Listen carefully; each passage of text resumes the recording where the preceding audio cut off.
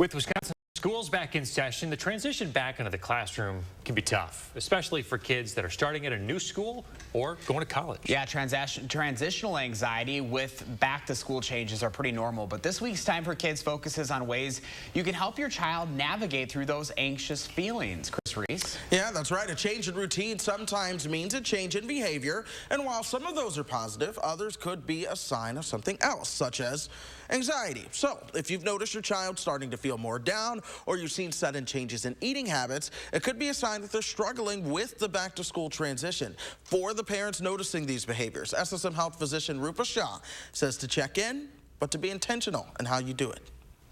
Just letting them talk without having to feel like you have to solve it for them. Really just listening to them is a lot of times what kids need, just so they can air out their worries and what's on their mind. You can offer gentle suggestions and solutions, but avoid saying things like, hey, everything's going to be okay.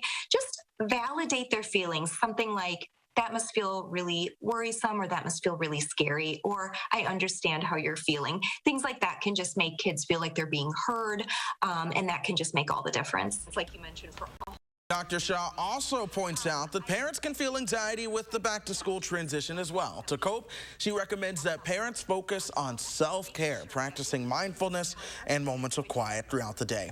Of course, our Time for Kids Recipe for Health team is always asking what you want to hear about, so let us know what health topics you're interested in, or share your family's health story with us online at ssmhealth.com/timeforkids. Dr. Shah said about validating the kids' feelings, I think is so important, because as parents, we often try to fix everything right away. We don't want our kids to feel a certain way, so we try to, fix it as soon as we can. But I'm going to take what Dr. Shah said to heart, because I found that when I do that, the kids, they do feel better, and there's no false sense of expectation. And they're not going to come to us every time that they have a problem and they expect us to fix it. That's going to create some false expectations. Exactly. So some really good and timely information this morning. Yeah, and and my parents are great, not knocking them at all, but I can't tell you how many times I'd bring up something and they would say it's not all about you. And so what happened was, a couple of years down the road, I started this phase of no one cares about me. You don't care. And it led to a big fight with our parents, the one time I ever raised my voice at my mom, and the last time. But after that, she realized that she hadn't been hearing me.